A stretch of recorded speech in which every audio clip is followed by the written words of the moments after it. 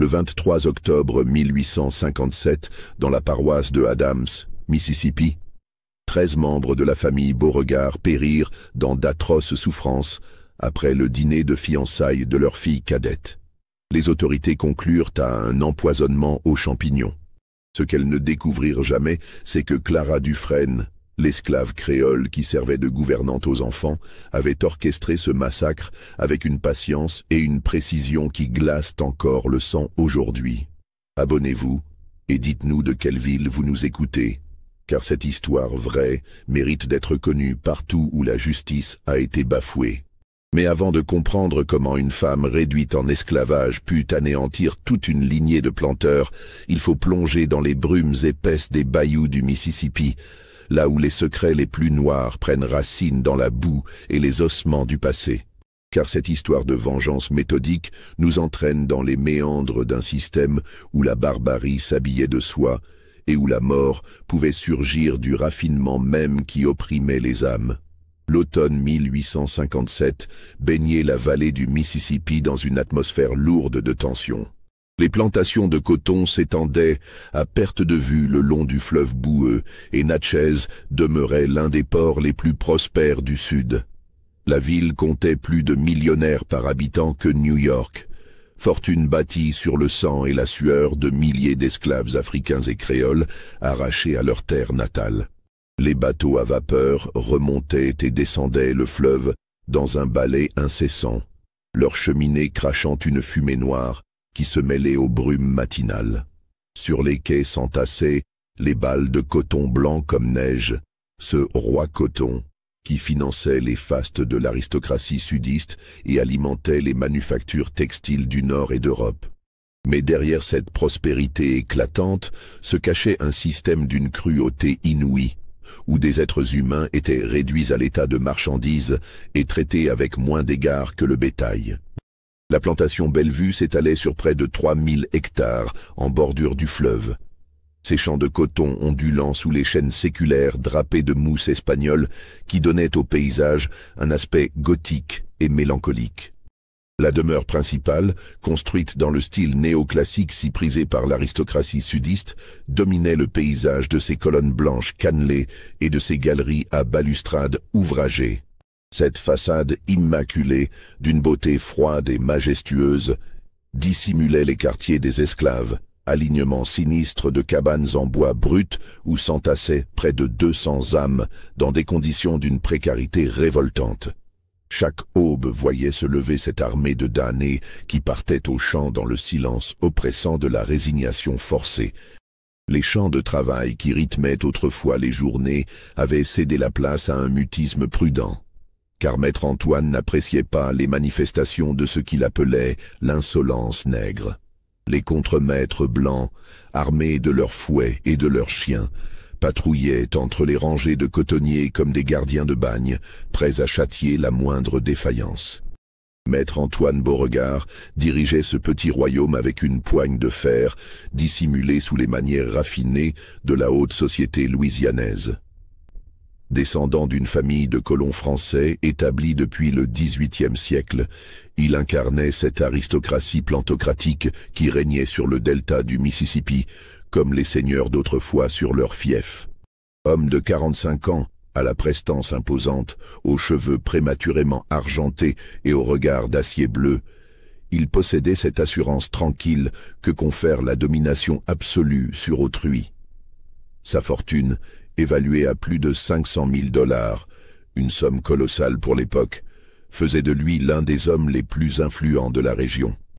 Mais cette richesse était bâtie sur un édifice fragile. Les cours du coton fluctuaient dangereusement, les dettes s'accumulaient pour financer le train de vie fastueux de la famille, et les rumeurs d'abolition qui montaient du Nord menaçaient les fondements mêmes de ce système économique. Antoine possédait cette intelligence froide et calculatrice des hommes d'affaires doublée de cette cruauté raffinée que seule une éducation soignée peut polir. Il lisait Voltaire et Rousseau dans sa bibliothèque lambrissée, dissertait sur les droits naturels de l'homme avec ses invités parisiens, puis descendait au quartier pour faire fouetter un esclave récalcitrant avec la même désinvolture qu'il commandait son thé du matin. Madame Céleste Beauregard, née Dubois, venait d'une lignée tout aussi prestigieuse de la Nouvelle-Orléans. Femme de 38 ans, d'une beauté froide et d'une piété ostentatoire, elle dirigeait la maisonnée avec la même rigueur impitoyable que son époux appliquait au champ.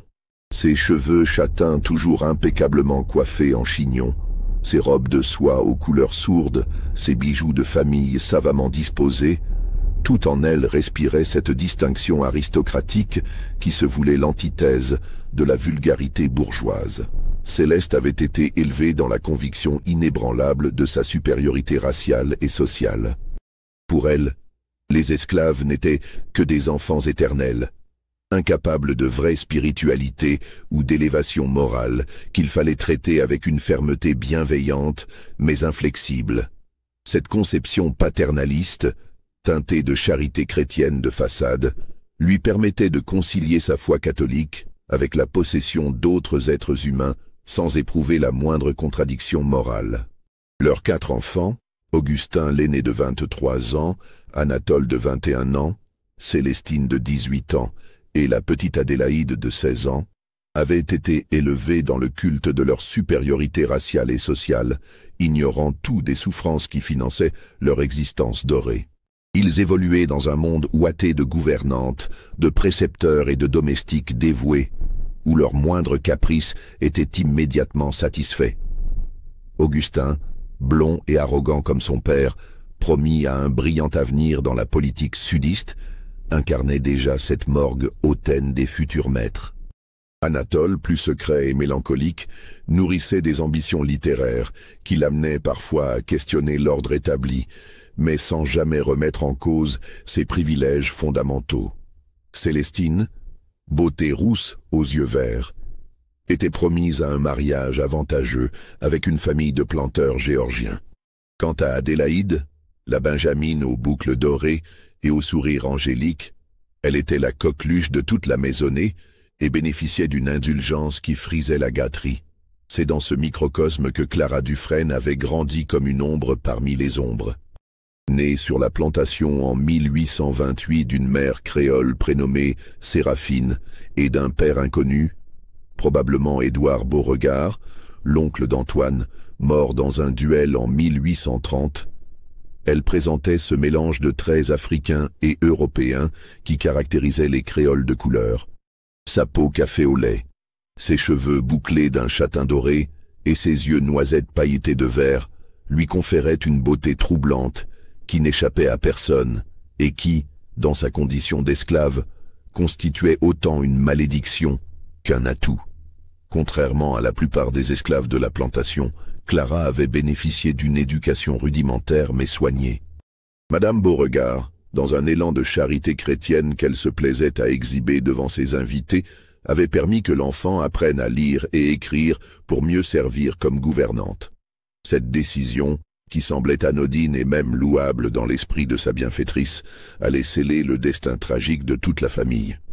Dès l'âge de 10 ans, Clara avait rejoint la domesticité de la grande maison, gravissant progressivement les échelons de la hiérarchie servile jusqu'à devenir la gouvernante attitrée des enfants Beauregard. À 29 ans, elle parlait un français châtié, teinté d'accent créole, maîtrisait les rudiments du latin grâce aux leçons qu'elle suivait discrètement derrière les enfants, et possédait une connaissance intime des habitudes, des faiblesses et des secrets de ses maîtres. Elle évoluait dans la grande maison avec la grâce silencieuse du nombre, invisible aux yeux de ceux qui la considéraient comme un simple meuble animé. Cette invisibilité, cultivée par nécessité, était devenue son arme la plus redoutable. Clara voyait tout, entendait tout, comprenait tout, mais ne trahissait jamais par un regard ou un geste qu'elle saisissait parfaitement les enjeux de ce qui se tramait autour d'elle.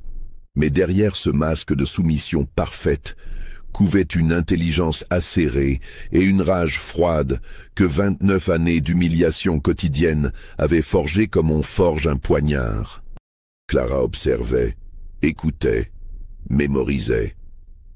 Elle connaissait les querelles conjugales entre Antoine et Céleste, les dettes de jeu secrètes du maître, les liaisons honteuses d'Augustin avec les jeunes esclaves des champs, les crises mystiques de Célestine et les peurs enfantines d'Adélaïde. Cette connaissance intime de leurs faiblesses humaines deviendrait bientôt son arme la plus redoutable. Car Clara avait compris depuis longtemps que dans ce monde où la force brutale régnait en maître, seule la ruse pouvait permettre aux opprimés de reprendre momentanément l'avantage. Et elle possédait cette forme particulière d'intelligence que développent ceux qui doivent survivre dans l'ombre. Une capacité d'observation aiguisée, une mémoire infaillible des détails significatifs, et surtout, cette patience infinie que seuls connaissent ceux qui n'ont rien d'autre à perdre que leur vie. Tout bascula par un après-midi étouffant de juillet 1857, quand la canicule transformait la plantation en fournaise et que l'air immobile vibrait de chaleur au-dessus des champs de coton. Clara supervisait les leçons de piano d'Adélaïde dans le salon de musique, une pièce fraîche au volet mi-clos où trônait un magnifique Pleyel en acajou rapporté de Paris à grands frais. La fillette massacrait une valse de Chopin avec cette application studieuse des enfants bien élevés quand des éclats de voix inhabituels résonnèrent dans le bureau de maître Antoine, situé juste au-dessus du salon. Clara sentit immédiatement que quelque chose d'important se tramait. Antoine recevait rarement de visiteurs à cette heure de la journée et jamais avec cette agitation dans la voix. « Continue tes gammes, ma chérie », murmura Clara à Adélaïde en lui caressant tendrement les cheveux.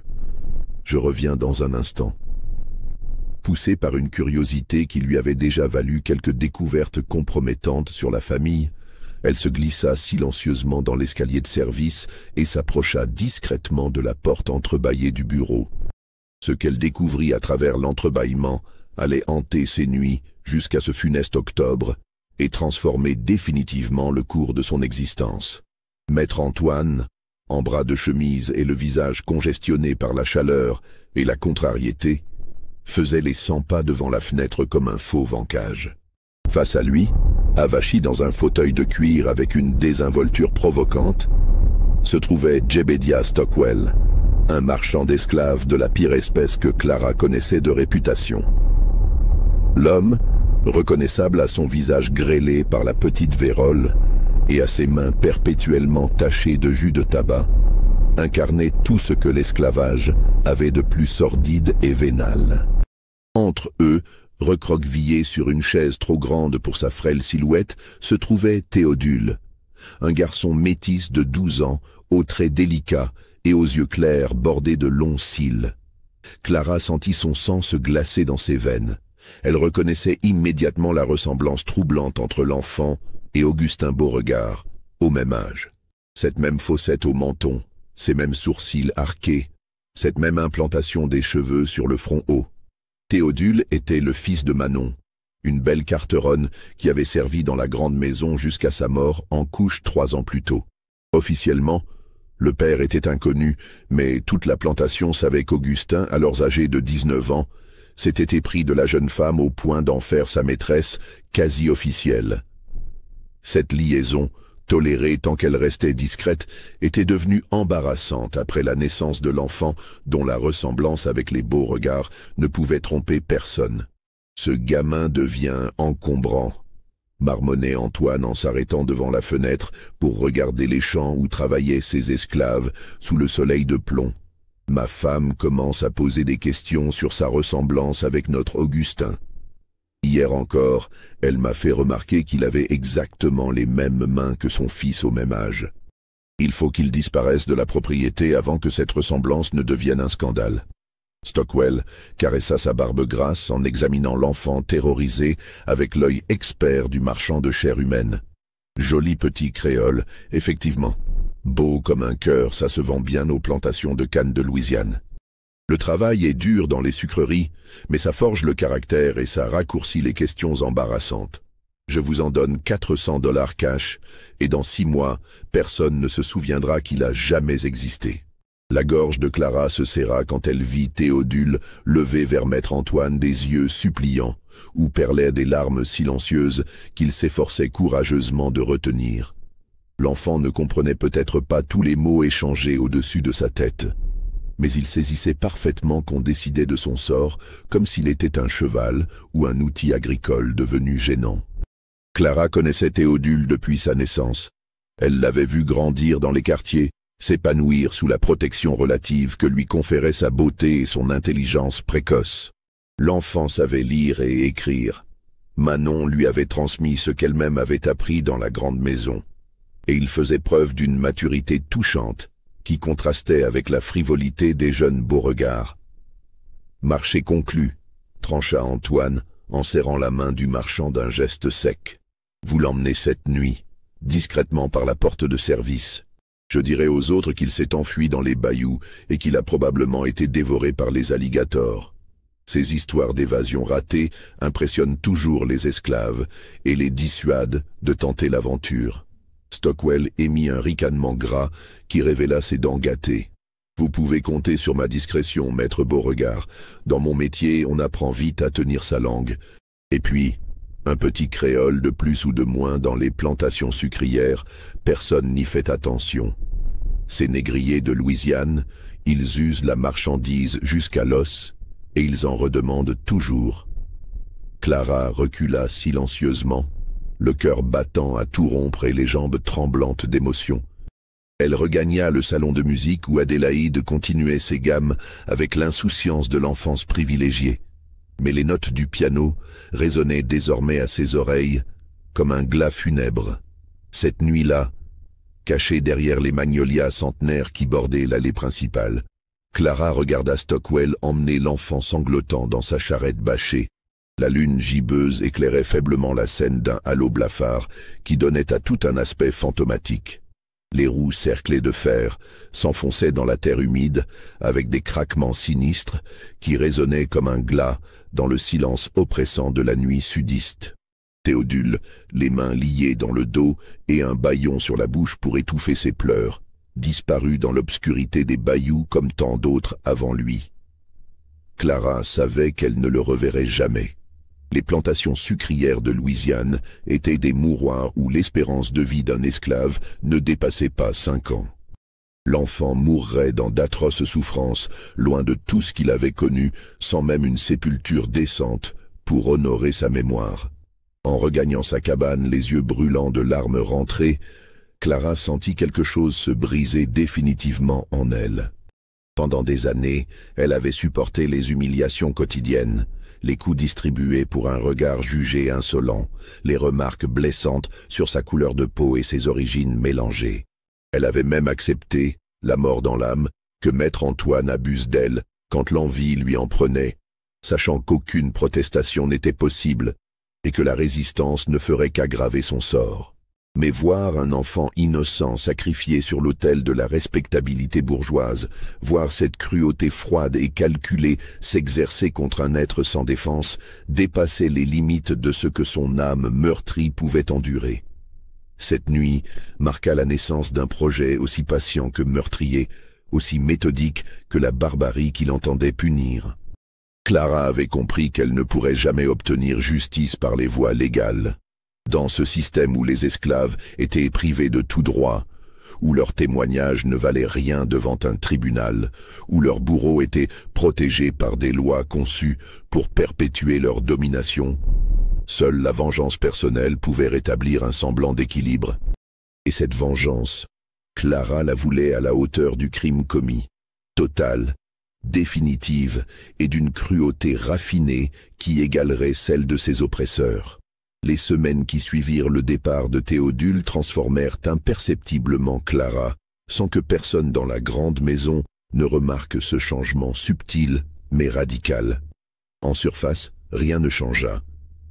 Elle continuait d'exercer ses fonctions avec la même efficacité silencieuse, veillant sur les enfants Beauregard avec un dévouement apparent qui rassurait leurs parents et confirmait leur bonne opinion de leur gouvernante modèle. Mais sous cette façade parfaite de soumission et de dévouement, une métamorphose terrifiante s'opérait jour après jour. Clara développait cette forme particulière de patience que seuls connaissent ceux qui méditent une vengeance définitive. une capacité à différer la satisfaction immédiate pour construire méthodiquement les fondations d'une justice plus terrible que toutes les punitions légales. Elle commença à fréquenter assidûment Maman Brigitte, une vieille esclave originaire de Saint-Domingue qui vivait retirée dans les quartiers depuis qu'un accident au moulin à sucre l'avait rendue impotente des jambes. Officiellement, elle venait simplement rendre visite à l'ancienne par charité chrétienne, apportant des tisanes et des cataplasmes pour soulager ses rhumatismes. En réalité, elle venait puiser dans la mémoire prodigieuse de cette femme qui avait traversé les révolutions haïtiennes et qui détenait tous les secrets de résistance que 2 siècles d'esclavage avaient accumulés. Maman Brigitte, nonagénaire au visage buriné comme un masque africain et aux yeux encore perçants malgré l'âge, incarnait la mémoire vivante de toutes les rébellions secrètes qui avaient jalonné l'histoire de la plantation. Elle avait connu l'époque héroïque de Toussaint Louverture, vécu les massacres de Saint-Domingue, survécu au terrible voyage vers l'Amérique dans les cales puantes des négriers. Petite, murmurait-elle de sa voix éraillée par l'âge en fixant Clara de ses yeux de braise, les Blancs croient que nous ne savons que casser la canne et cueillir le coton. Ils oublient que nos grands-mères soignaient avec les herbes depuis la nuit des temps, et que qui sait guérir, c'est aussi donner la mort quand la justice l'exige. Elle laissait sa phrase en suspens, mais Clara comprenait parfaitement l'allusion. Les connaissances botaniques, transmises de génération en génération parmi les femmes africaines déportées, incluaient aussi bien les remèdes salvateurs que les poisons mortels. Cette science orale, jalousement gardée et transmise dans le secret des cases, avait permis à bien des esclaves de survivre en soignant discrètement leur maître pour gagner leur confiance, ou en s'en débarrassant quand la situation l'exigeait. Maman Brigitte possédait un grimoire manuscrit unique, écrit dans un mélange de français archaïque, de créole et de dialecte africain, où elle avait consigné pendant des décennies les propriétés de chaque plante, chaque champignon, chaque racine du delta mississippien. Ce livre, soigneusement dissimulé sous une lame de plancher branlante dans un coffret de bois d'ébène, devint progressivement la Bible secrète de Clara.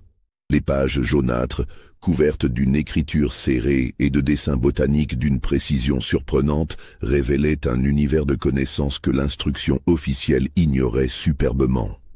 Chaque plante était décrite avec une minutie scientifique. Lieu de croissance, saison de récolte, parties utilisables, dosage, méthode de préparation, effet sur l'organisme humain. Les amanites phalloïdes, chuchotait l'ancienne en caressant une page particulièrement détaillée, poussent dans les endroits humides et ombragés, sous les chênes et les cyprès chauves, quand les pluies d'automne ont nourri la terre.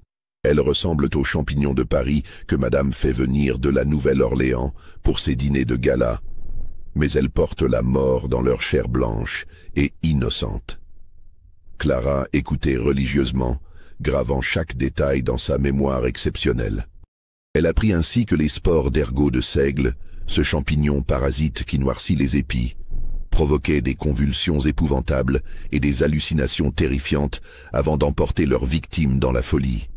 Que la digitale pourpre, cette belle fleur en forme de clochette qui ornait les jardins créoles, contenait des substances qui faisaient éclater le cœur en quelques heures dans d'atroces souffrances. Elle découvrit que certaines variétés de sumac vénéneux, séchées et réduites en poudre impalpable, pouvaient être mélangées à n'importe quel plat sans altérer son goût ni son apparence. Que les graines de ricin broyées et incorporées à une sauce relevée libéraient une toxine d'une puissance foudroyante, que même les plantes les plus communes recelaient parfois des propriétés mortelles insoupçonnées. Mais c'est sur les amanites que se fixa finalement son choix après des semaines de réflexion méthodique. Ces champignons mortels présentaient l'avantage redoutable d'un délai d'action qui permettrait d'établir un alibi parfait. 3 jours au minimum avant l'apparition des premiers symptômes. 1 semaine pour que la maladie suive son cours inexorable jusqu'à la mort. De plus, leur saveur délicate, proche de celle des champignons comestibles, en faisait l'arme idéale pour un empoisonnement de masse lors d'un grand repas familial. Pendant tout l'été torride de 1857, Clara explora méthodiquement les zones marécageuses qui bordaient la plantation Bellevue. Officiellement, elle cueillait des herbes médicinales pour soigner les maux bénins des esclaves, migraines, fièvre, troubles digestifs. Une activité non seulement tolérée mais encouragée par Madame Beauregard, qui y voyait une économie appréciable sur les frais de médecin et une preuve supplémentaire de la bonté de sa gouvernance.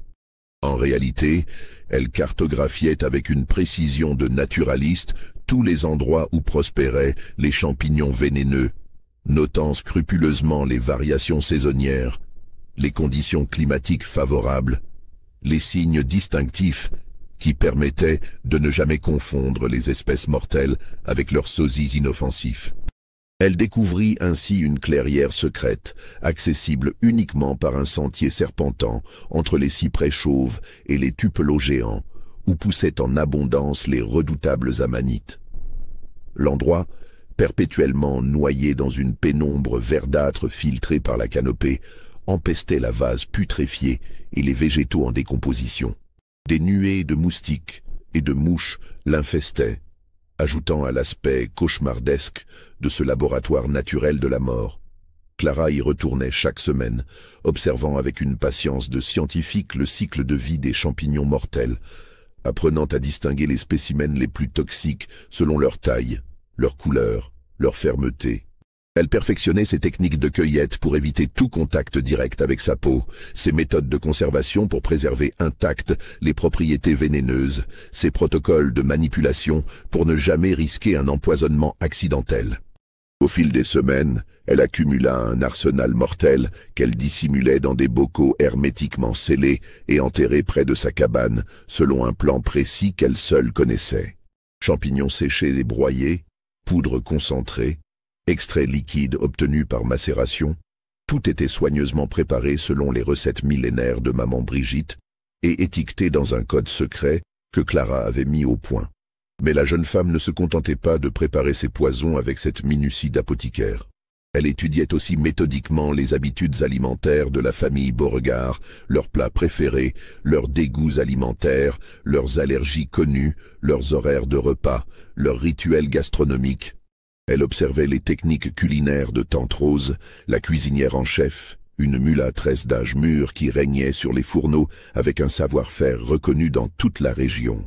Clara se porta progressivement volontaire pour aider lors des grands repas, gagnant ainsi accès aux cuisines et à leurs secrets, tout en perfectionnant sa connaissance des us et coutumes gastronomiques de ses futures victimes.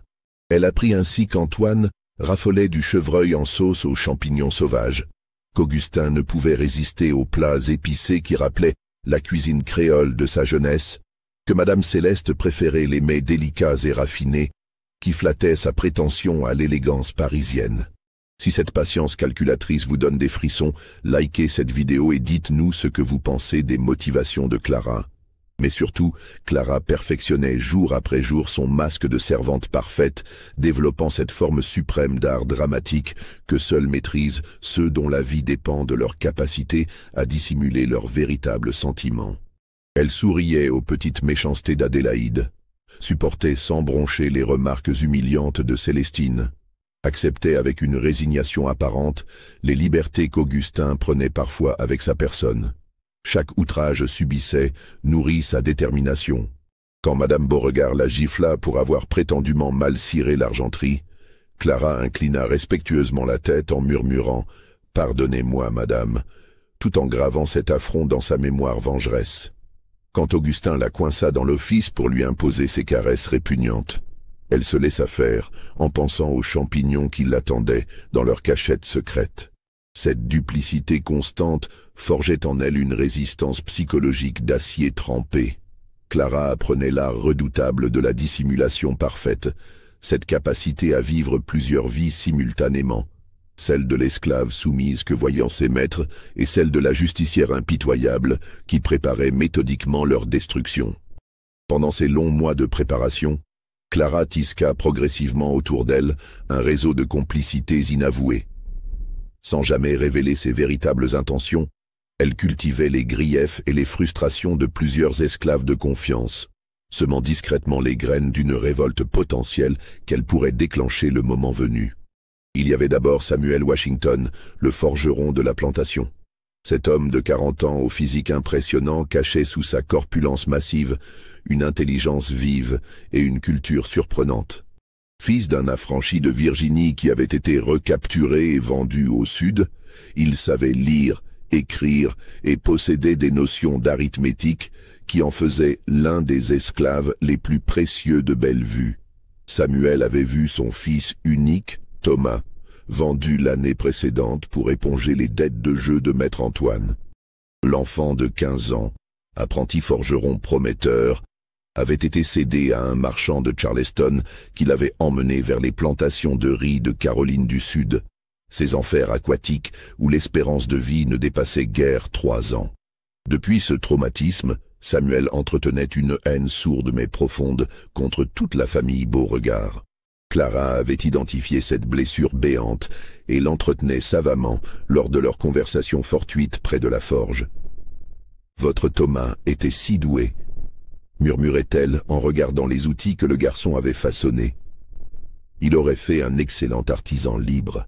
Quelle tragédie qu'il ait été sacrifié pour les caprices d'un joueur invétéré. » Ces mots, prononcés avec une compassion feinte mais efficace, ravivaient la douleur de Samuel et alimentaient sa soif de justice. Clara prenait soin de ne jamais pousser trop loin ses insinuations, laissant l'homme tirer lui-même les conclusions qui s'imposaient sur l'injustice foncière du système qui les opprimait. Puis il y avait Esther Leblanc, la couturière de la grande maison. Cette femme de 35 ans, d'une beauté fanée mais encore troublante, possédait un talent exceptionnel pour la broderie et la confection qui faisait l'admiration de toute la région. Ses robes habillaient Madame Beauregard et ses filles lors des grandes occasions, et sa réputation s'étendait jusqu'à la Nouvelle-Orléans. Mais derrière ce statut privilégié se cachait un drame personnel qui rongeait Esther de l'intérieur.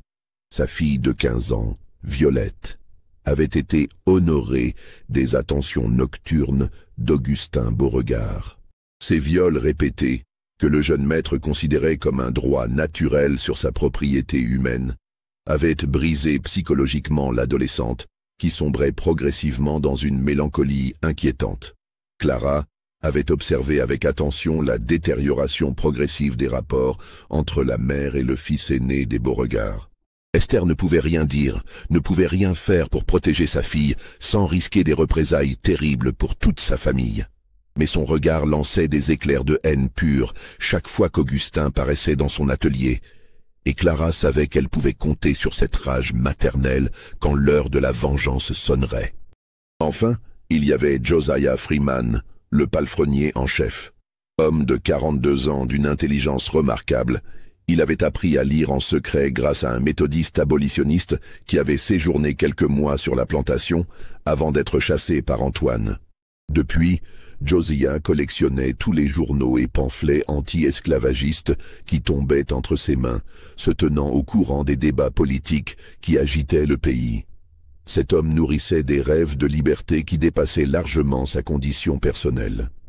Il parlait parfois à Clara, en termes voilés, d'un réseau clandestin qui aidait les esclaves fugitifs à remonter vers le nord et le Canada.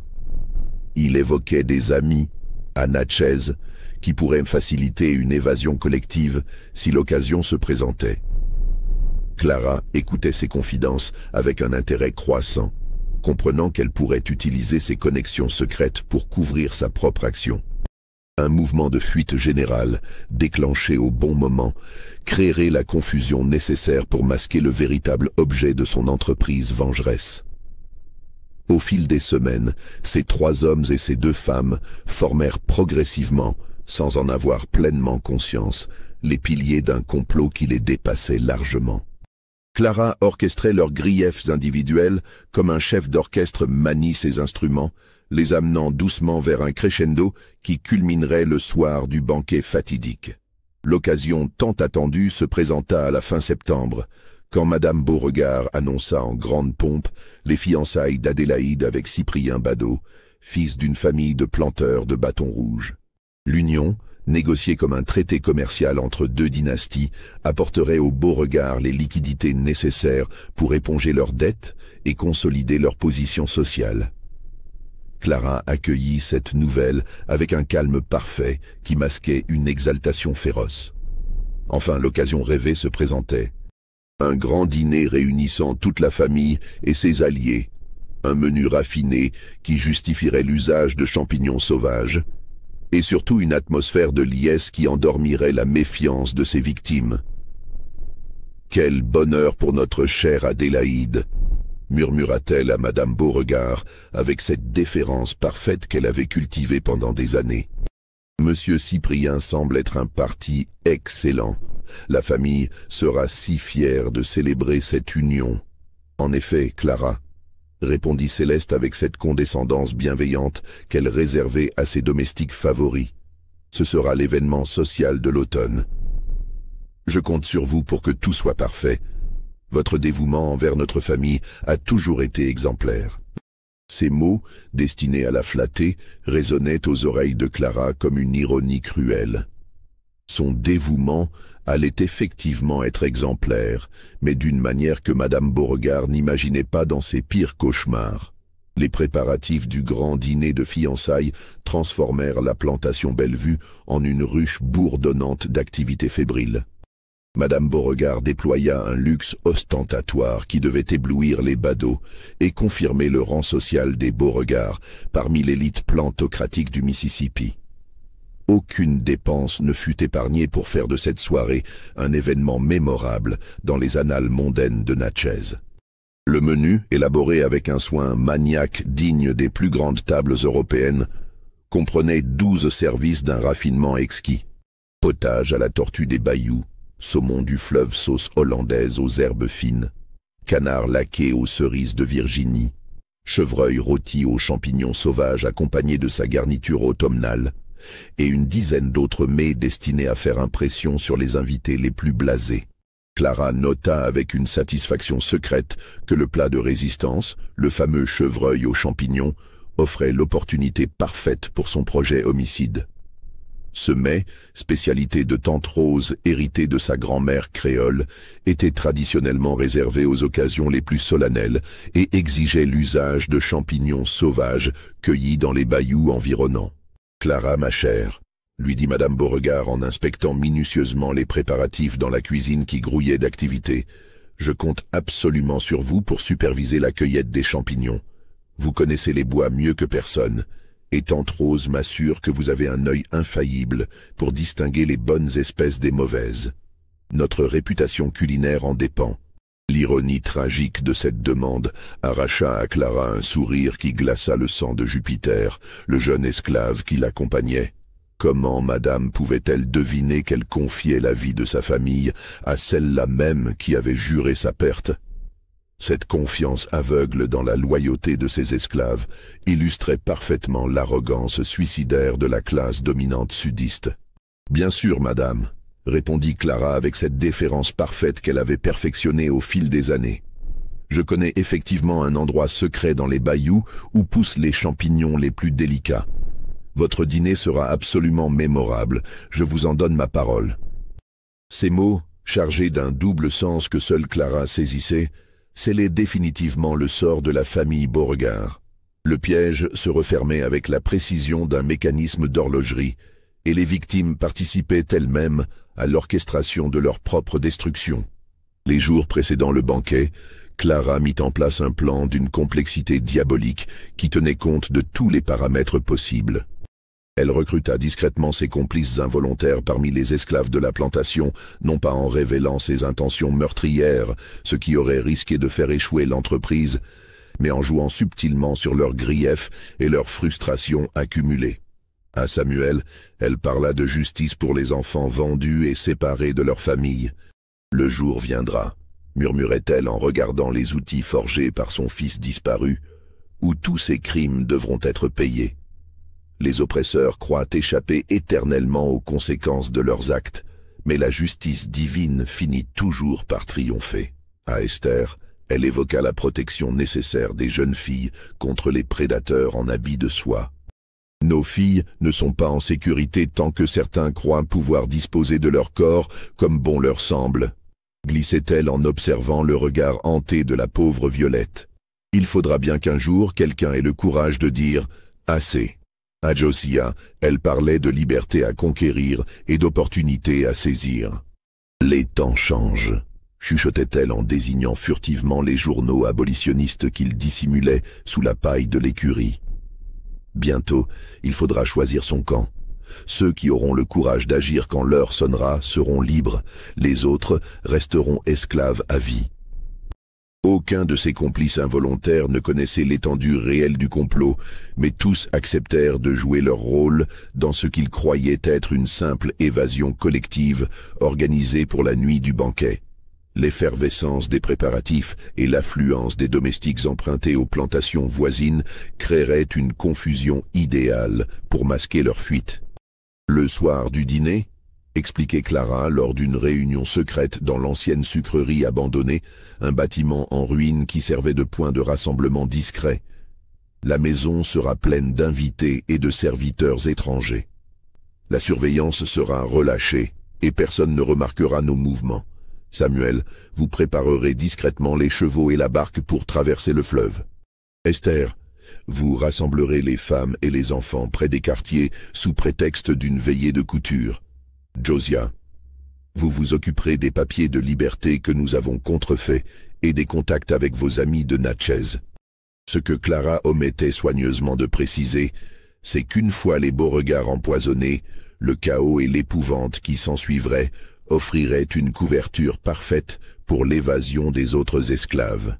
Mais elle-même n'avait nullement l'intention de fuir. Son destin était désormais inexorablement lié à celui de ses bourreaux dans une danse macabre dont elle serait la seule survivante consciente. La veille du dîner fatidique, Clara se rendit une dernière fois dans sa clairière secrète pour procéder à la cueillette définitive. Accompagnée de Jupiter et de 2 autres esclaves chargés de porter les paniers d'osier, elle pénétra dans ce sanctuaire de la mort, avec la solennité d'une prêtresse accomplissant un rite sacré.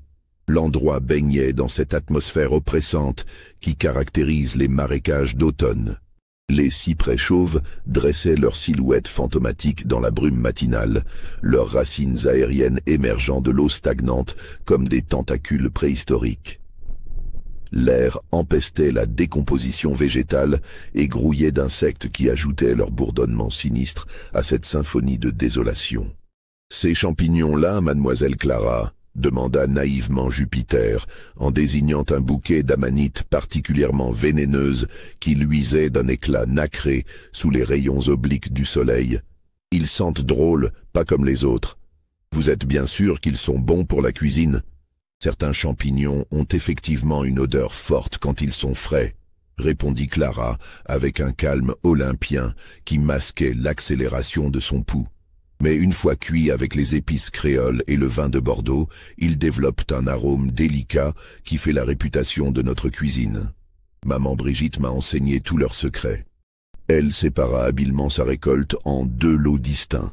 Des champignons parfaitement comestibles pour garnir les paniers de ses assistants innocents, et les spécimens mortels qu'elle dissimula dans un sac séparé qu'elle portait elle-même. Cette précaution lui permettrait d'éviter tout empoisonnement accidentel de ses complices involontaires. De retour à la plantation, elle s'arrangea pour être seule au moment crucial de préparer sa contribution au festin de mort. Dans sa cabane, à la lueur vacillante d'une chandelle de suif qui projetait des ombres dansantes sur les murs de planches brutes, Clara procéda à la préparation finale de ses armes chimiques avec la minutie d'un apothicaire et la concentration d'un chirurgien. Elle avait étudié chaque étape du processus dans le grimoire de maman Brigitte, répété mentalement chaque geste jusqu'à atteindre une précision chirurgicale. Ses mains ne tremblaient pas. Son esprit était d'une lucidité cristalline, et son cœur battait avec le rythme régulier de celui qui accomplit enfin sa destinée. D'abord, elle sépara soigneusement les parties les plus toxiques des champignons mortels, le chapeau gorgé d'amatoxine et le pied où se concentraient les poisons les plus virulents. Puis, elle les découpa finement selon un calibrage précis, imitant parfaitement la taille et la forme des champignons comestibles qu'utiliserait Tante Rose pour son célèbre ragoût. Enfin, elle prépara un mélange d'épices créoles savamment dosées, thym sauvage, feuilles de laurier, paprika doux, ail des bois, poivre de Cayenne, destiné à masquer le goût légèrement amer des amanites et à renforcer l'illusion d'un assaisonnement traditionnel. Le tout fut conditionné dans un petit pot d'argile vernissé, semblable à ceux qu'utilisait habituellement la cuisinière, avec une étiquette rédigée de sa plus belle écriture: champignons spéciaux pour le chevreuil, recette ancestrale de maman Brigitte. Cette attention aux détails témoignait de la méticulosité terrifiante avec laquelle Clara avait orchestré son œuvre de mort. Le 23 octobre 1857 se leva dans une atmosphère d'excitation fébrile qui contrastait cruellement avec le drame qui allait se nouer avant la tombée de la nuit. Dès les premières lueurs de l'aube, la plantation Bellevue grouillait d'une activité frénétique qui transformait la propriété en un véritable théâtre d'opérations. Les domestiques empruntés aux propriétés voisines arrivaient par groupes en calèches et charrettes, apportant avec eux leurs ustensiles spécialisés et leurs recettes secrètes. Les cuisines fumaient comme des forges industrielles, dégageant des arômes complexes qui se mêlaient dans l'air matinal. La grande maison était métamorphosée par une armée de cireurs, de fleuristes et de décorateurs qui s'affairaient à créer un décor digne des fastes versaillais. Clara évoluait au milieu de ce chaos organisé, avec une sérénité qui tranchait violemment sur l'agitation générale. Vêtue de sa plus belle robe d'indienne bleue, ornée de dentelles blanches, un madras soigneusement noué sur ses cheveux bouclés selon la tradition créole, elle incarnait l'image parfaite de la servante dévouée, supervisant les derniers détails avec un professionnalisme exemplaire. Vers midi, les premiers invités commencèrent à arriver dans un déploiement de luxe qui témoignait de l'importance sociale de l'événement. Les badauds au grand complet, parents, oncles, tantes, cousins et alliés, débarquèrent de leur calèche dans un nuage de poussière dorée et de parfums capiteux importés de Paris. Leurs équipages, leurs livrées, leurs toilettes, tout concourait à créer une atmosphère de faste aristocratique qui flattait l'orgueil des Beauregard.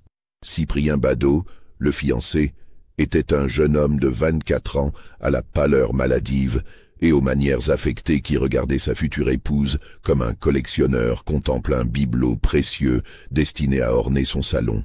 Grand, mince, les cheveux blonds plaqués au macassar et la moustache finement taillée selon la mode parisienne, il incarnait cette élégance décadente de l'aristocratie plantocratique en déclin.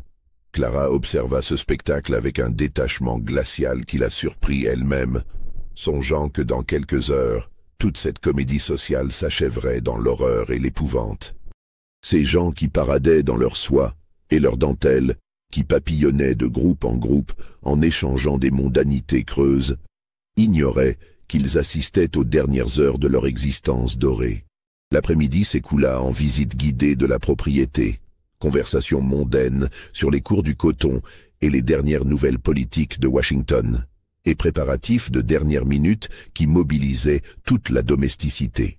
Clara profita de cette effervescence pour effectuer plusieurs reconnaissances dans les cuisines, mémorisant l'emplacement exact de chaque casserole, chaque ingrédient, chaque ustensile dans cette géographie culinaire qu'elle devait maîtriser parfaitement.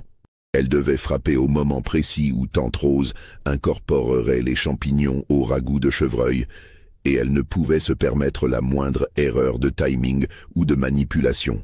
Tout dépendait de sa capacité à substituer ces champignons mortels aux spécimens inoffensifs sans éveiller les soupçons de la cuisinière expérimentée.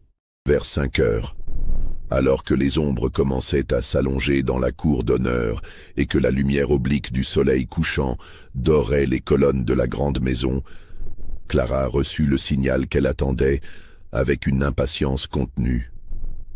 Tante Rose l'envoyait chercher les fameux champignons spéciaux pour commencer la préparation du plat principal qui constituerait le clou du banquet. « Dépêche-toi, fille !» grommela la vieille cuisinière en essuyant ses mains couvertes de graisse sur son tablier maculé. Maître Antoine veut que son chevreuil soit absolument parfait pour impressionner la famille de sa future bru. Et ces champignons de ton maman Brigitte, paraît qu'ils donnent un goût qu'on trouve nulle part ailleurs dans tout le Mississippi. J'y cours immédiatement, tante Rose, répondit Clara en cachant son émotion derrière un masque de zèle professionnel. Ils sont prêts depuis ce matin, assaisonnés selon la recette ancestrale. Elle se dirigea vers sa cabane d'un pas rapide mais mesuré, croisant au passage Samuel qui sellait discrètement les chevaux près des écuries. Le forgeron lui adressa un regard entendu, accompagné d'un hochement de tête presque imperceptible. Tout était prêt pour l'évasion collective qui devait masquer la véritable nature de l'opération. Esther, de son côté, avait réuni une douzaine de femmes et d'enfants près des quartiers, prétextant une séance de couture collective pour confectionner des vêtements d'hiver. Ce rassemblement, parfaitement naturel et innocent en apparence, permettrait une fuite organisée dès que le signal serait donné. Josiah patrouillait discrètement autour de la propriété, vérifiant les voies d'accès et les points de surveillance, prêt à déclencher l'alerte qui précipiterait l'exode général vers les bateaux cachés dans les méandres du fleuve. De retour dans sa cabane, Clara saisit le pot d'argile qui contenait sa mixture mortelle avec des gestes d'une précision liturgique. Ses mains ne tremblaient pas. Son cœur battait à un rythme régulier et son esprit était d'une lucidité cristalline qui lui donnait l'impression de vivre ces instants avec une acuité surnaturelle.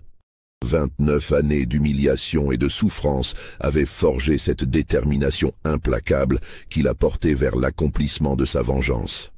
Chaque gifle reçue, chaque viol subi, chaque injustice endurée avait ajouté une strate supplémentaire à cette cuirasse de haine qui la rendait insensible aux doutes et aux remords. En ressortant de sa cabane, elle croisa le regard de maman Brigitte, assise sur le seuil de sa propre case, dans son fauteuil d'osier délabré.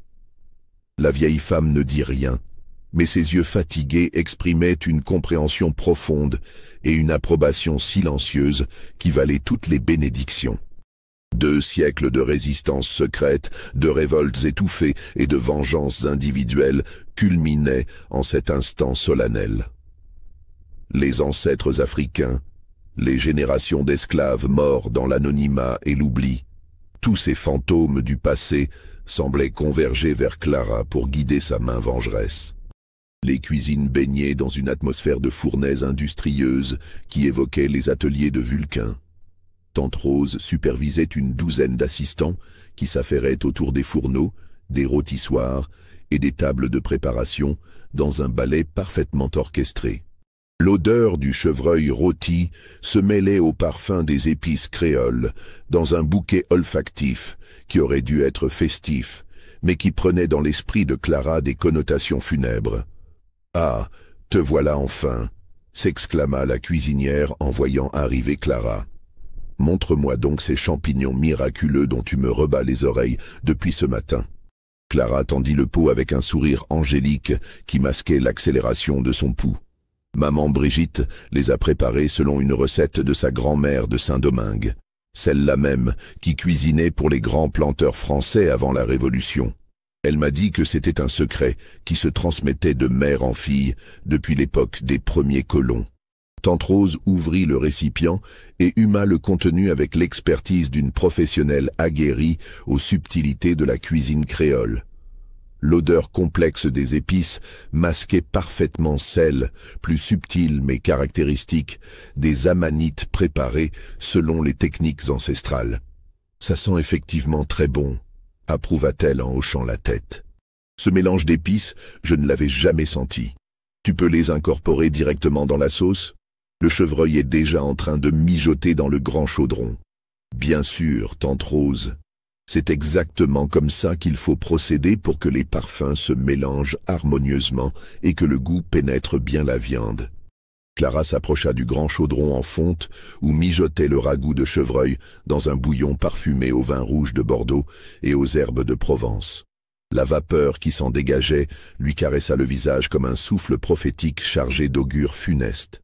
Dans quelques instants, l'irréparable serait accompli et rien au monde ne pourrait plus arrêter la machine de mort qu'elle avait patiemment construite. D'un geste fluide et naturel, comme elle l'avait répété mentalement des centaines de fois, elle versa le contenu du pot dans la sauce bouillonnante. Les champignons vénéneux se mélangèrent instantanément aux autres ingrédients, devenant indiscernables dans la masse brune et odorante du ragoût qui exhalerait bientôt ses parfums mortels dans la salle à manger. Clara remua lentement avec une grande cuillère en bois d'olivier, veillant à bien répartir le poison mortel dans toute la préparation, tout en affichant la concentration professionnelle d'une cuisinière soucieuse de la perfection de son plat.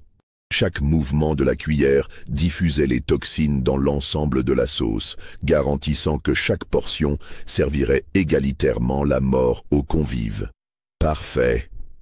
commenta tante Rose, en goûtant la sauce sur le bout d'une petite cuillère d'argent. Ce goût de champignons sauvages, c'est exactement ce qu'il fallait pour relever le gibier. Cette recette de ta maman Brigitte va faire sensation. Madame sera aux anges. Clara sentit un frisson glacial lui parcourir l'échine en voyant la cuisinière porter à ses lèvres cette cuillère empoisonnée. Mais elle se rappela aussitôt les enseignements de maman Brigitte. Les Amanites avaient besoin de temps et de quantité pour libérer leurs toxines mortelles.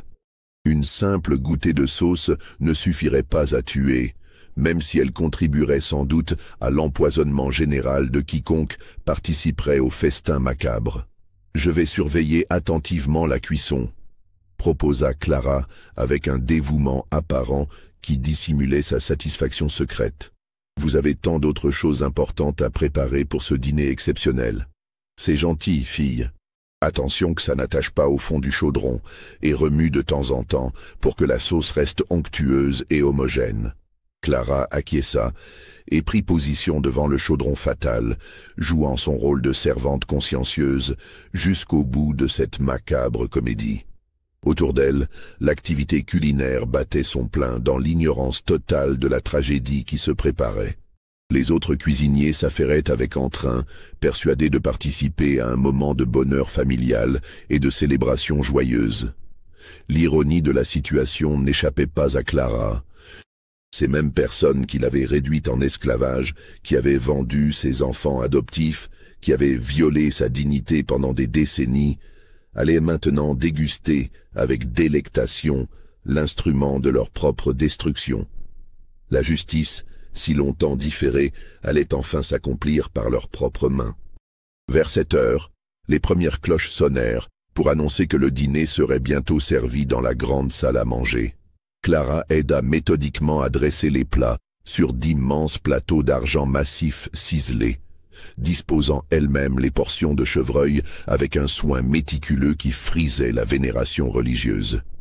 Chaque assiette contenait sa part de mort, soigneusement nappée de sauce empoisonnée et garnie de légumes printaniers qui ajoutaient à l'ensemble un aspect appétissant et inoffensif. Les champignons mortels, parfaitement intégrés à la préparation, ne se distinguaient en rien des accompagnements traditionnels de ce plat de prestige. Clara contempla son œuvre avec la satisfaction du maître d'œuvre contemplant un monument achevé. 13 assiettes pour 13 victimes, toute la famille Beauregard et leurs principaux invités. 13 portions de justice différées qui allaient enfin rendre à ces oppresseurs la monnaie de leur cruauté séculaire. La salle à manger de Bellevue resplendissait sous les feux de centaines de bougies de cire d'abeille qui transformaient la pièce en un écrin doré digne des fastes versaillais. La longue table d'acajou massif, héritée des premiers colons Beauregard, ployait sous le poids de la vaisselle de Sèvres aux armoiries familiales, de l'argenterie ciselée par les meilleurs orfèvres parisiens et des cristaux de baccarat que Madame Beauregard réservait jalousement aux grandes occasions. Les invités, vêtus de leurs plus beaux atours selon l'étiquette stricte de l'aristocratie sudiste, bavardaient avec cette animation mondaine qui caractérise les classes dominantes en représentation. Les hommes arboraient leurs habits noirs à queue de pie, leurs gilets de soie brodés et leurs cravates immaculées, tandis que les femmes déployaient un arsenal de soie chatoyante, de dentelles précieuses et de bijoux de famille qui témoignaient de leur rang social. Clara évoluait parmi les convives, avec la grâce silencieuse d'un fantôme bienveillant, supervisant le service avec une attention qui impressionnait même Madame Beauregard. Personne ne pouvait deviner qu'elle assistait en réalité aux derniers instants d'insouciance de ses victimes, savourant secrètement cette ironie suprême qui faisait d'elle l'orchestratrice invisible de leur destin. Maître Antoine trônait en bout de table dans son habit noir de cérémonie, orné de ses décorations honorifiques, savourant visiblement son rôle de patriarche magnifique, président aux destinées de sa lignée. À sa droite, Monsieur Badeau père, un homme corpulent aux favoris grisonnants et au ventre rebondi, dissertait sur les cours du coton avec l'assurance satisfaite de celui qui possède 50 000 acres de terre et autant d'esclaves. Madame Beauregard, resplendissante dans sa robe de soie bordeaux rehaussée de broderies dorées, papillonnait de convive en convive avec le sourire figé de la parfaite maîtresse de maison soucieuse que chaque détail contribue à la réussite de cette soirée mémorable.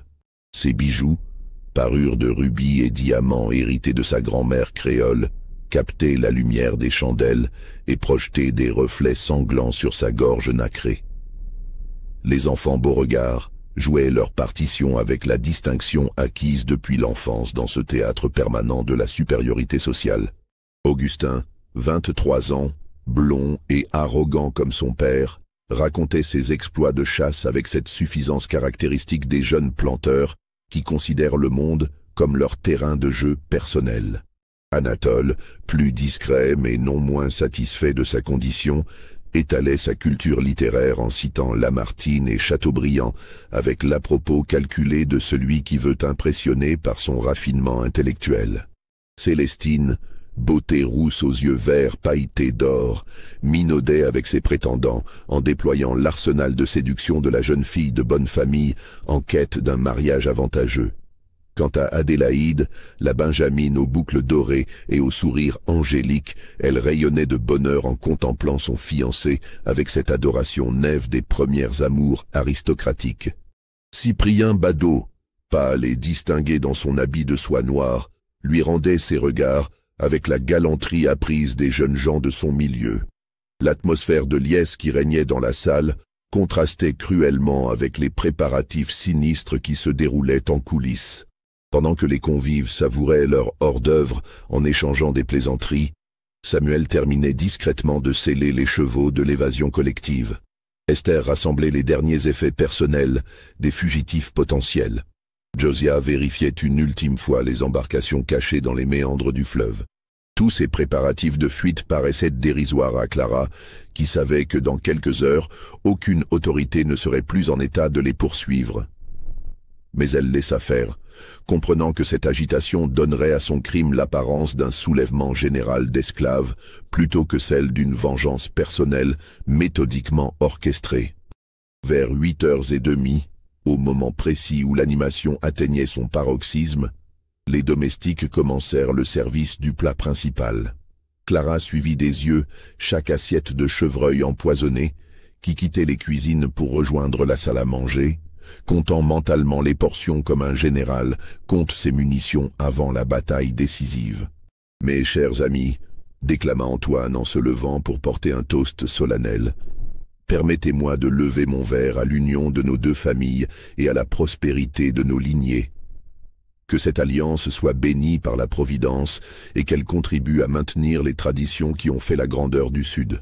À l'union des Beauregard et des Badeau. » Reprirent en chœur les convives en levant leurs verres de cristal dans un carillon joyeux. Clara observa cette cérémonie avec un détachement glacial, songeant que ces mêmes voix qui célébraient l'amour et l'union familiale seraient bientôt transformées en râles d'agonie. Cette ironie suprême donnait à la scène une dimension tragique digne des plus grands dramaturges. Les convives attaquèrent leur chevreuil avec l'appétit de gens habitués au plaisir de la table et soucieux de faire honneur au savoir-faire culinaire de leurs hôtes.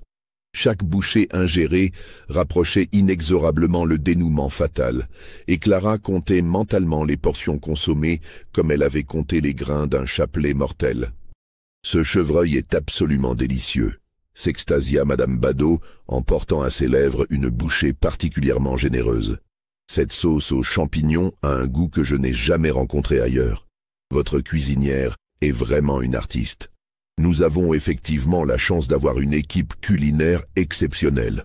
répondit Céleste avec cette fierté de propriétaire satisfaite de ses possessions. Clara, notre gouvernante, a supervisé personnellement la cueillette des champignons selon une recette secrète de nos esclaves créoles. Ces traditions ancestrales donnent à nos plats une saveur incomparable. En entendant son nom prononcé avec cette condescendance bienveillante, Clara inclina respectueusement la tête tout en savourant intérieurement l'ironie de la situation. Si Madame Beauregard savait que sa chère Clara venait d'orchestrer minutieusement l'empoisonnement de toute sa famille, son sourire satisfait se transformerait en expression d'épouvante. Le repas se poursuivit dans la bonne humeur générale, ponctué de compliments sur la qualité exceptionnelle du service et de la cuisine.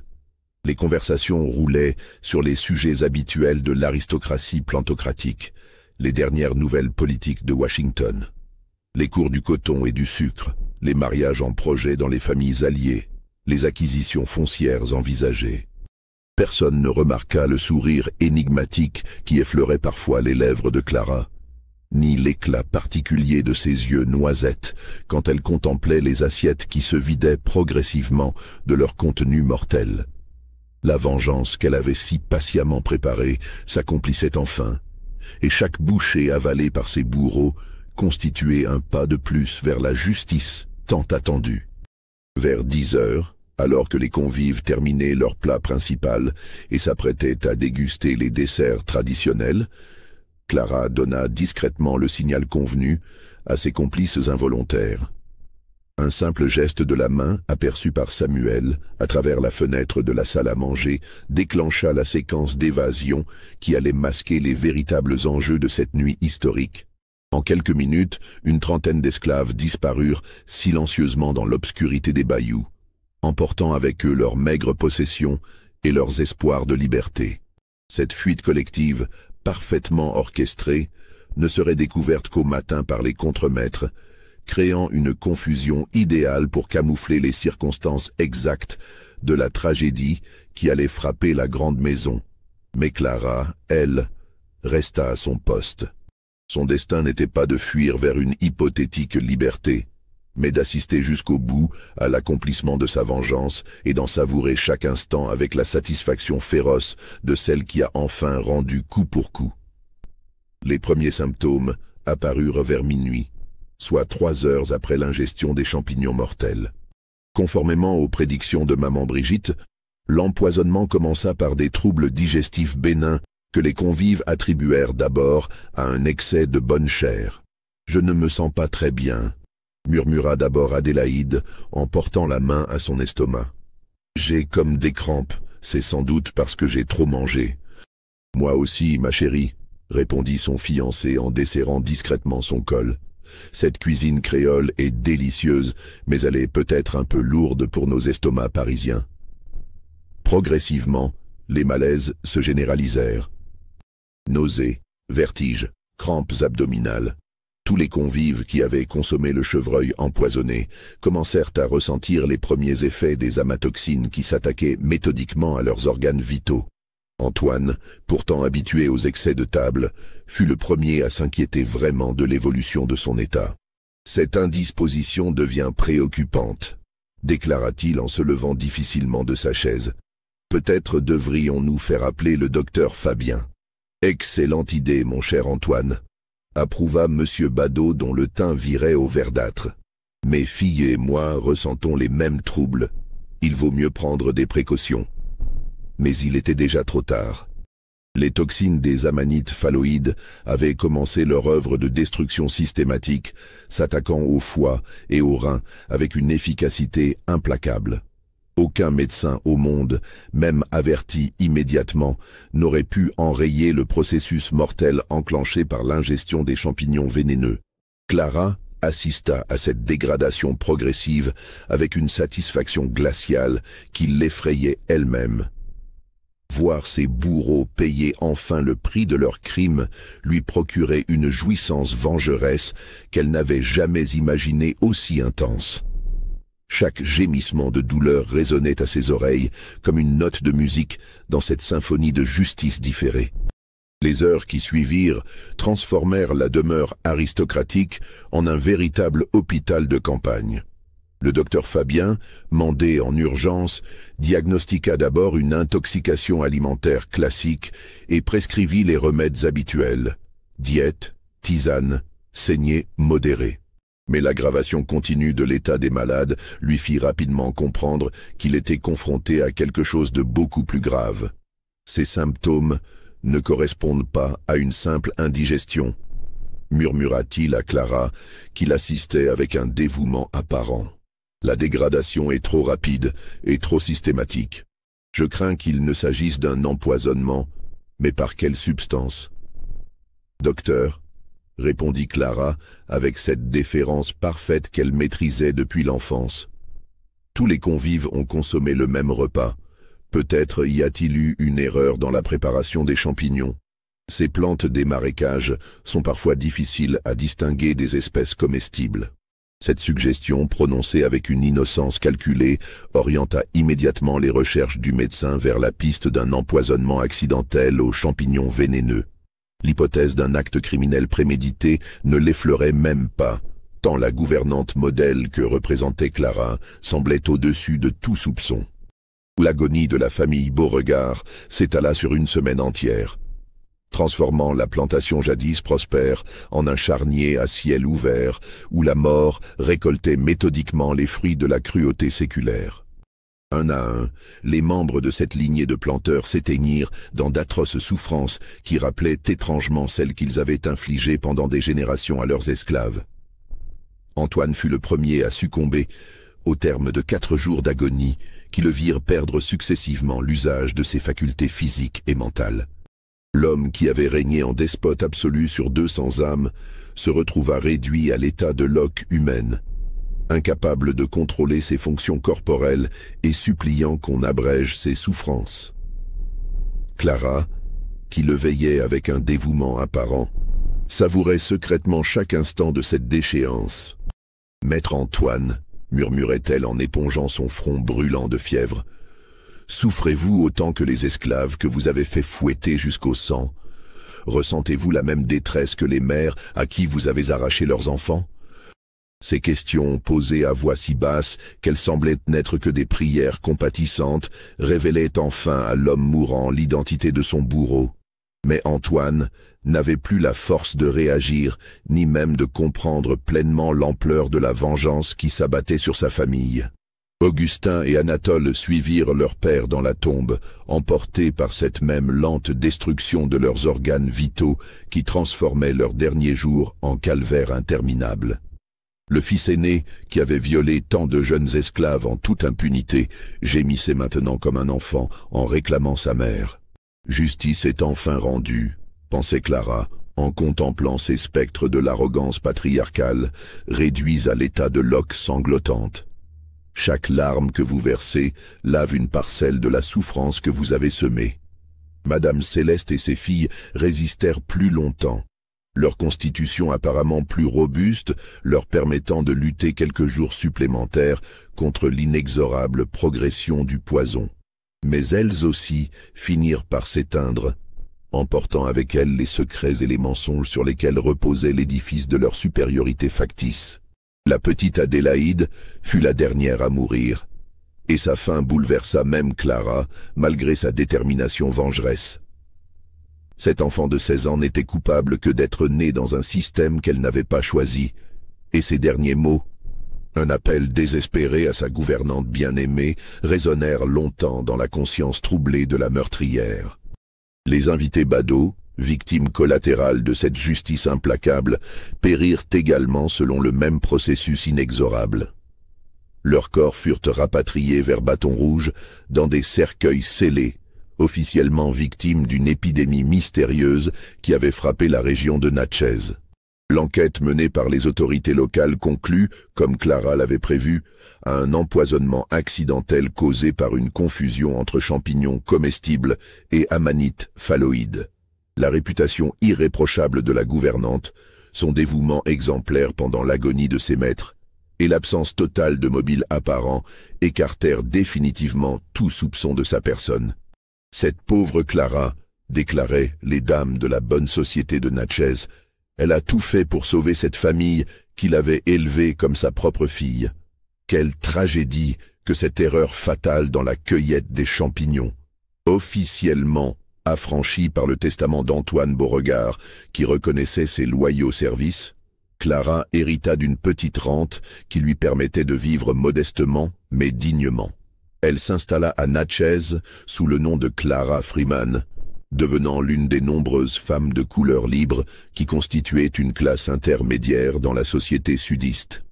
Mais cette liberté légale ne lui apportait pas la paix intérieure qu'elle avait espérée. Les fantômes de ses victimes, et particulièrement celui de la petite Adélaïde, hantaient ses nuits d'insomnie et de cauchemars récurrents. La justice qu'elle avait rendue s'accompagnait d'un prix psychologique qu'elle n'avait pas anticipé. La plantation Bellevue fut vendue aux enchères pour éponger les dettes considérables de la famille défunte. Les esclaves survivants furent dispersés aux quatre vents, vendus à différents maîtres selon les aléas du marché humain.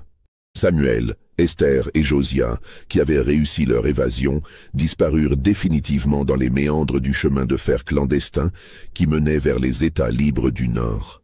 Seule maman Brigitte resta sur la propriété, rachetée par les nouveaux propriétaires qui appréciaient ses connaissances en médecine traditionnelle. Elle mourut paisiblement quelques mois plus tard, emportant avec elle les derniers secrets d'une résistance séculaire et le souvenir de cette vengeance parfaite qu'elle avait contribué à orchestrer. Clara lui rendit une dernière visite sur son lit de mort, et les deux femmes échangèrent un regard qui valait toutes les confessions. « Tu as bien fait, petite », murmura l'ancienne d'une voix à peine audible. « Nos ancêtres peuvent enfin reposer en paix. La dette est payée. » Ces mots constituèrent l'absolution que Clara recherchait inconsciemment. Elle comprit alors que son acte, malgré son caractère terrible, s'inscrivait dans une longue chaîne de résistance et de vengeance qui remontait aux premiers temps de l'esclavage. Elle n'était que l'instrument d'une justice historique qui dépassait largement sa personne. Clara Freeman vécut encore 40 ans à Natchez, menant une existence discrète mais respectée dans la communauté créole de la ville. Elle se maria avec un artisan libre et eut 3 enfants qu'elle éleva dans l'ignorance complète de son passé criminel. Ses descendants ne surent jamais que leur mère avait été l'auteur de l'un des empoisonnements de masse les plus méticuleux de l'histoire américaine. Elle mourut en 1897, emportant son secret dans la tombe. Seules quelques pages manuscrites, retrouvées des décennies plus tard dans ses affaires personnelles, révélèrent la véritable nature des événements de Bellevue.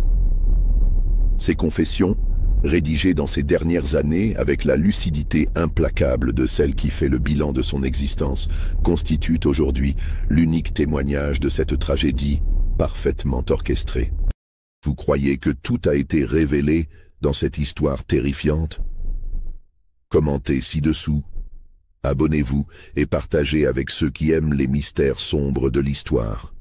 Car parfois, la justice prend des chemins que la loi n'ose emprunter. L'histoire de Clara de Natchez nous rappelle que derrière les façades respectables de l'aristocratie sudiste se cachaient souvent des tragédies humaines d'une ampleur inimaginable. Cette femme, réduite en esclavage, mais dotée d'une intelligence exceptionnelle, avait réussi à retourner contre ses oppresseurs les armes mêmes de leur domination. La confiance aveugle, l'arrogance sociale et l'ignorance méprisante. Son crime, d'une froideur et d'une précision chirurgicale, illustre parfaitement cette vérité dérangeante que l'histoire officielle préfère oublier. Les opprimés ne sont jamais aussi dangereux que lorsqu'ils acceptent en apparence leurs conditions, tout en préparant secrètement leur revanche. Clara Dufresne avait transformé sa servitude en observatoire privilégié de ses ennemis, utilisant leur mépris même comme camouflage pour ses préparatifs homicides. Cette histoire nous interroge également sur la nature de la justice et sur les limites acceptables de la vengeance personnelle. Peut-on justifier un acte aussi terrible au nom des souffrances endurées? La fin justifie-t-elle les moyens quand les voies légales sont fermées aux opprimés? Ces questions, que Clara elle-même se posait dans ses confessions tardives, n'ont pas de réponse simple et continuent de diviser les consciences. Ce qui reste incontestable, c'est la dimension tragique de cette histoire, où tous les protagonistes, bourreaux comme victimes, sont broyés par un système inhumain qui transforme les êtres humains en marchandises et les relations sociales en rapports de force brutaux. Clara Dufresne ne fut pas seulement une meurtrière, mais aussi le produit d'une époque qui niait l'humanité même de ceux qu'elle réduisait en esclavage. Son histoire, longtemps occultée par la honte et le silence, mérite d'être connue non pour glorifier la vengeance, mais pour comprendre les mécanismes psychologiques et sociaux qui peuvent transformer une gouvernante modèle en empoisonneuse méthodique. Car les Clara Dufresne de l'histoire sont plus nombreuses qu'on ne le croit, cachées derrière le masque de la soumission et attendant patiemment leur heure. La plantation Bellevue n'existe plus aujourd'hui.